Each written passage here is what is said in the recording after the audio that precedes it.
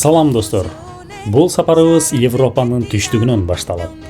Бул жерде Европада биринчи жолу университет жана коммерциялык банк пайда болгон. Дүйнөдөгү эң кичинекей мамлекет жайгашкан. Пицца жана паста дал ушул жерде жаралган. Дүйнөнү дөңгөрөткөн Prada, Dolce Gabbana, Ferrari, Lamborghini сыяктуу ысымдар чыккан. Дүйнө жүзүнө мода жана стиль тараткан дал ушул өлкө. Жана албетте тарых.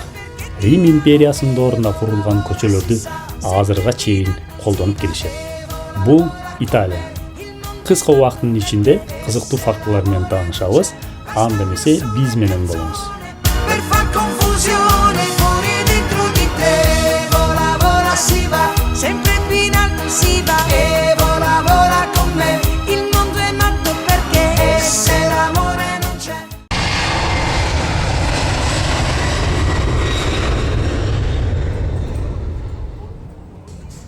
Достор, биз Кореядан Италияга 12 саат учтук. Билет баасы барып келгени бир адамга $1000 тегереги болду.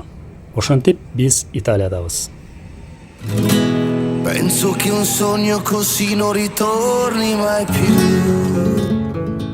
Аэропорттон чыгып, шаардын центрине поезд менен жетип алдык. Себеби поезд эң арзан бюджетный вариант болуп эсептелет. Станциядан алыс эмес жерде отель тандаганбыз, ошон үчүн бат эле жетип жайгашып алдык. Уйкуну бышырып, күчтү топтоп, таң атаар менен шаарга чыктык. Эң биринчиси курсакты тойгузуш керек. Ал үчүн эмне кылабыз? Албетте, Италиянын эң популярдуу тамактарынан даам татуу керек. Бул биринчи орунда турат. Биз эртең менен туруп, завтрак кылайлы деп кафелерди издедик. Пицца менен сыр чебурек пиццалар саат 7-тен кийин деди. 7-тен кийин гана берилет экен, башка жерде жок. Азыр паста заказ кылдык, анан моцарелла сыр берет экен. Бул аппетитти ачат экен. Моцарелла сыр, анан нан менен кош жеткесин. Дамы жөн эле сөз жок дамына.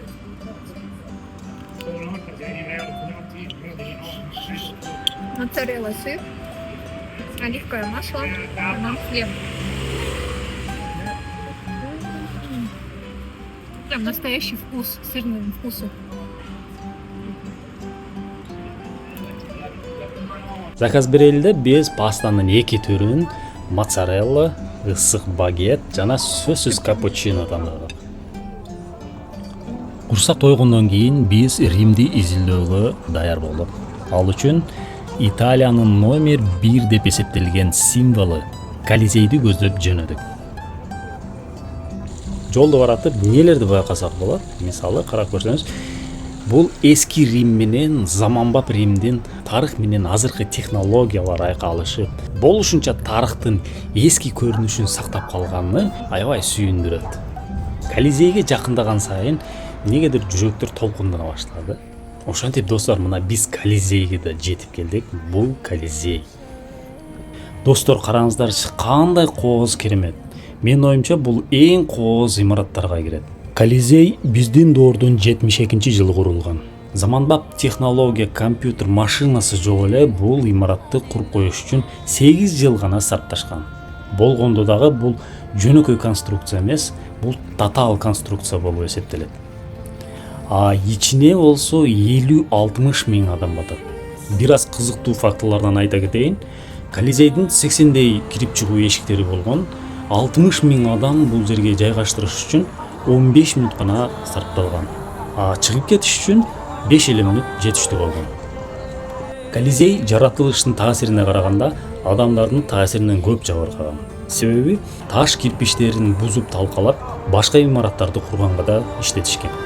Ал эми азыр ЮНЕСКОнун коргуна өтүп, сакталып келе жатат.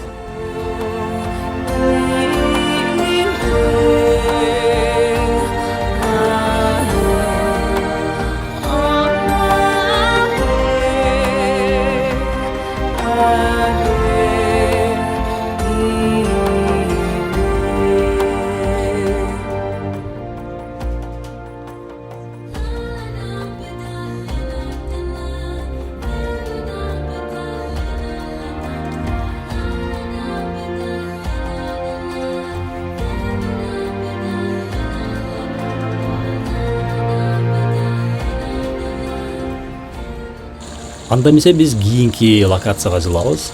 Ал Пантеон.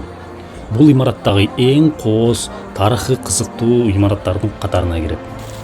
Дагы бул эң жакшы сакталып келген имарат болуп эсептелет. Себеби бул тынымсыз иштеп келүүдө.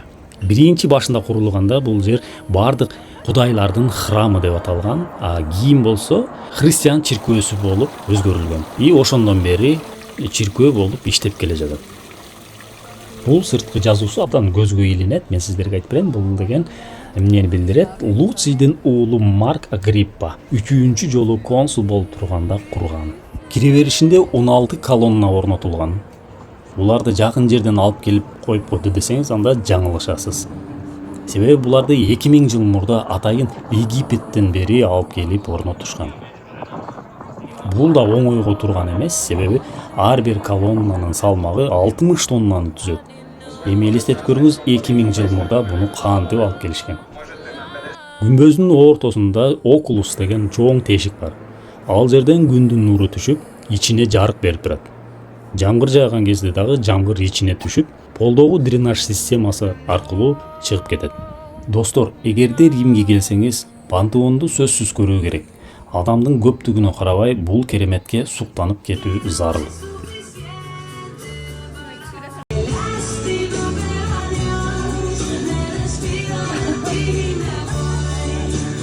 Es probable que lo merezco, pero no lo quiero, por eso me voy. Qué lástima, pero adiós, me despido de ti, me voy. Qué lástima, pero adiós, me despido de ti.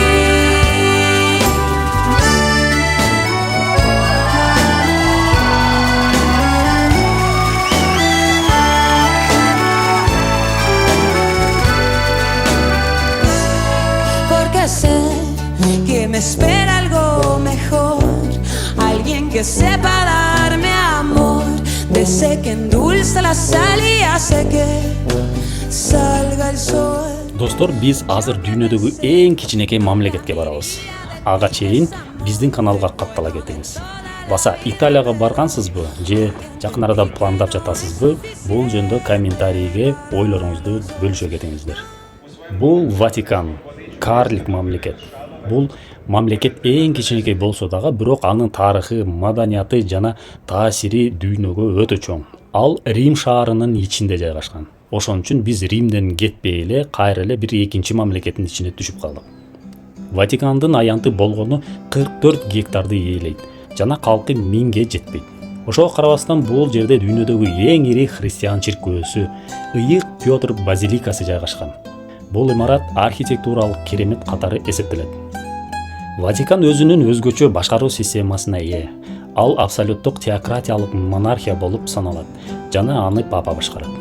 Ошентип алыстан болсо дагы папаны көргөнү жетишип калды. Бүгүнкү жыйынга ушундай өзүнүн өзгөчө машинасы менен келип, чогулушун өткөрдү. Папа дүйнө жүзүндөгү католиктердин руханий лидери болуп эсептелет. Анда кызыктуу фактылардан: Ватикандын өзүнүн почтасы бар, радиосу, банкы жана ал тургай өзүнүн гвардиясы бар. Ал гвардия швейцариялык гвардия. Эмне үчүн десеңиз, азыр түшүндүрүп берем. Башкы себеби бул ишенимдүүлүк. Орто кылымдарда швейцариялык жоокерлер Европада эң тартиптүү жана милдетин так аткарган аскерлер катары белгилүү болушкан. Ошондуктан 1506 жылы Папа Юлий II атайын Швейцариядан жоокерлерди чакырып, өзүн жана Ватиканды коргоону тапшырган. Ошондон бери бул салт уланып келет. Дагы бир кызыктуу нерсе: Ватикан дүйнөгө эң бай көркөм мурастарга ээ. Мисалы, белгилүү Сикстинская капелла деп аталган имараттын ичине улуу сүрөтчү Микеланджело тарткан атактуу фрескалар бар. Бул көркөм имараттын ичинде кардиналдар чогулуп, добуш берүү аркылуу жаңы папаны тандашат. Кыскача айтканда, Сикстинская капелла бул бир эле учурда диний мааниге да, искусствонун баа жеткис эстелиги катары да чоң мааниге ээ.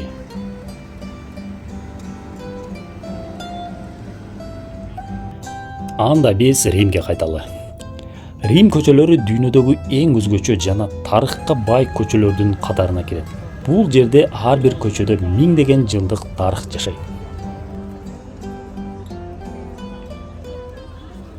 Байыркы Римдин эң маанилүү жери бул Рим форуму. Мындан 2000 жылдан ашуун убакыт мурун дал ушул жерде Рим империясынын тагдыры чечилген.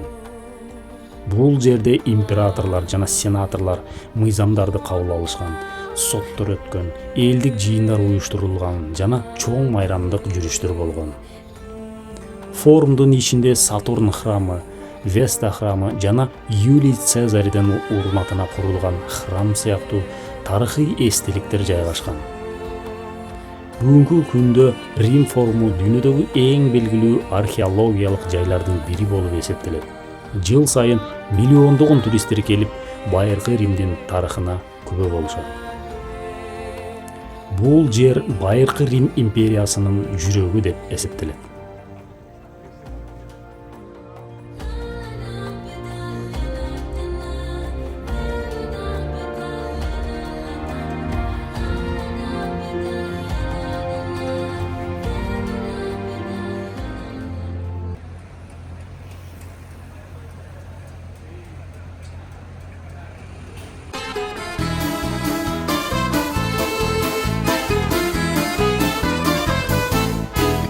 Una mattina mi sono alzato, oh vela ciao, vela ciao. Азыр биз дагы бир туристтер көп келчү Инстаграмна локацияга келдик. Бул испанская лестница деп аталат. Курулушу 1723 жылы башталып, 1725 жылы аяктаган. Мунун автору архитектор Франческо де Сантес. Эмне үчүн испанская деп аталат? Анткени Испания элчилиги дал ушул жерде жайгашкан. Эл оозунда айтылып жүрүп, сакталып калган. Бул жөн эле тепкич эмес, бул барокко стилинде архитектуралык кооз чыгарма. Испан тепкичи көптөгөн кинолордон көрүүгө болот. Эң белгилүүсү анын ичинде Римские каникулы деп аталат. Бул жер киного өзгөчө көрк берген. А кино аркылуу бул жер популярдуулукка жетишкен. Seppellire lassù in montagna. Сапарыбыз кийинки дагы бир архитектуралык шедеврге айланган Фонтан Треви деген локацияга уланат. Архитектор Никола Сальви 1762 жылы курулушту баштап 30 жылга созулган. Травертин жана мрамордон жасалган, өзүнүн майда детальдары менен таң калтырат. Ар бир статуя жана майда формалар өзүнчө мааниге ээ. Бул Римдеги эң кооз фонтан болуп эсептелет. Бул жер кичинекей аянтта болсо дагы туристтер абдан өзүңүздөр көргөндөй толтура. Эртеден кечке бул жер бошобойт. Туристтер арасында бул жерде тыйын ыргытуу эң белгилүү салт болуп эсептелет. Биз да тыйын ыргыта алдык. Биринчисинде тыйынды жоготуп ала жаздадык, бирок экинчисинде аман эсен ыргытып алдык. Биз да элден кем калышпай, чалымыбызды кошпойдук. Тыйын ыргытууга кызыккандар абдан көп. Ошондуктан коммуналдык кызматкерлер фонтанды тыйындан күн алыс тазалап турушат. Кызыгы күнүнө 3000ден 10.000 еврого чейин алып чыгышат. Эң көп чогулганы 2016 жылы бир жылда 1.300.000 евро чогултушкан. Бул акчалар баары кайрымдуулукка жумшалат. Questo fiore del partigiano, oh vela ciao, vela ciao, vela ciao, ciao, ciao. Questo fiore del partigiano, morto per la libertà. Снимать эткен отельди көрсөтүп коеюн. Өзүнчө эле музей экен. Ушундай жерден киребиз. Азыр номерди көрсөтөйүн. Бул биздин номер. Киргенде эле бул жеринде кухня бар экен. Сухой завтрактарды бесплатно экен. Можно, короче, заваривать кофе, пить, короче, кушать. Бул жакта биздин номер. Ичи кичине грязный. Римский стилде кылып алдыганбыз атайынчы. Бул жакта кровать. Анан дополнительный бир кровать бар экен. Бирөөнү заселять этсе болот экенбиз, бирок чоңураак болсун номер деп ушундай алганбыз. Стольчик бул жерде. Холодильник баары бар экен. Биз төлөгөн акчага завтрак берилет эле да. Анан бизден сурады келип, эмне жейсиңер депчи. Анан обычно булар круассан менен утром кофе менен завтракать этишет экен да. Анан биз круассан десек, мындай ар бир эшикте мындай корзина бар экен да. Ушул жерге круассан таштап коюп кетет экен. Номерден чыктык. Азыр Миланга жөнөйбүз. Смотрите, какая эстетика. Итальянские улицалар. Италияда мындай ачык фонтандар болот экен, ушул жерден суу ичсе болот экен. Баары туристтер өздөрү деле суу сатып албай баклажка эле алып турушат экен, жанына кичинекейчи. Ал ушул жерден суу набирать этип ичип ийсе болот. Бизде Римде 2 күн болдук, эмес түгөндү, каникулубуз. Азыр Швейцарияга барышыбыз керек, бирок Швейцарияга через Милан кетет экен. Анан Миланда да 1 күн түнөйлүү деп чечтик. Азыр вокзалга барып отурабыз. Миланга барабыз азыр. Достор, анда эмесе биз кезектеги локацияга жөнөйбүз. Бирок ал башка шаарда жайгашкан. Анда эмесе Милан шаарына жөнөдүк. Биз менен болуңуз, Миланда көрүшкөнчө. Флекс баска отуруп, түнү менен жол жүрдүк. Эртең менен эрте Милан шаарына келип калдык. Booking аркылуу брондогон бул биздин жатаканабыз. Бизге жаккан жери ичи абдан кенен жана таптаза. Керектүү нерсенин баары бар экен. Баасы болсо 1 күнгө 150 евро 2 адамга. Бир аз эс алып алып, пицца жеп, капучино ичип, Милан шаарын изилдегени чыктык.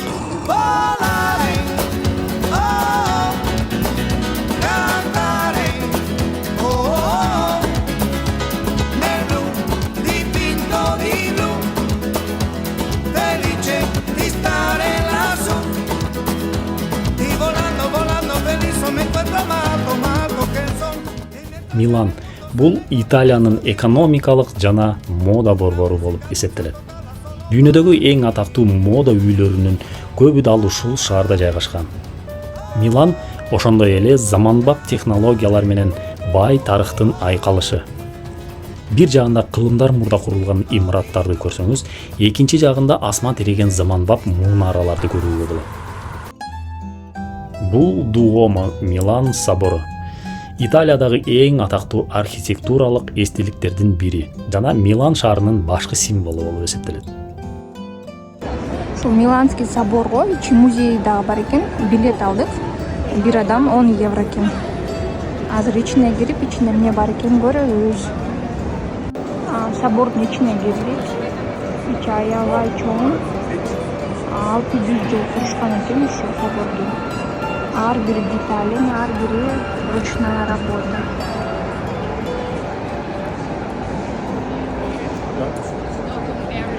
Бул собордагы өзүнүн тарыхы, өзүнүн кызыктуу фактылары менен адамдарды тартып турат. Мисалы, анын курулушу 1386 жылы башталган, толук бүтүш үчүн 600 жыл сарпталган. Ошондуктан ал дүйнөдөгү эң узак курулган соборлордун бири болуп эсептелет. Собор готикалык стилде жана ак мрамордон курулган. Анын сыртында 3400дөн ашуун статуялар, 135 мунара жана миңдеген кооз оймо чиймелер бар. Чынында илгерки адамдардын мээнетине таң каласың. Милан собору тарыхтын, искусствонун жана адам эмгегинин чыныгы керемети. Шаарда Европадагы эң эски соода галереясы бар. Италиянын биринчи заманбап соода борборлорунун бири. Бул галереянын аты Италиянын биринчи падышасы Виктор Эммануэль II урматына коюлган. Бул жерде дүйнөдөгү белгилүү люкс брендтердин дүкөндөрү жайгашкан. Галерея соода борбору гана эмес, архитектуралык эстелик да болуп саналат. Дагы бир кызыгы, бул жерде Миландагы эң кымбат отелдердин бири жайгашкан. Галерея 1865 жылдан 1877 жылдарга чейин курулган.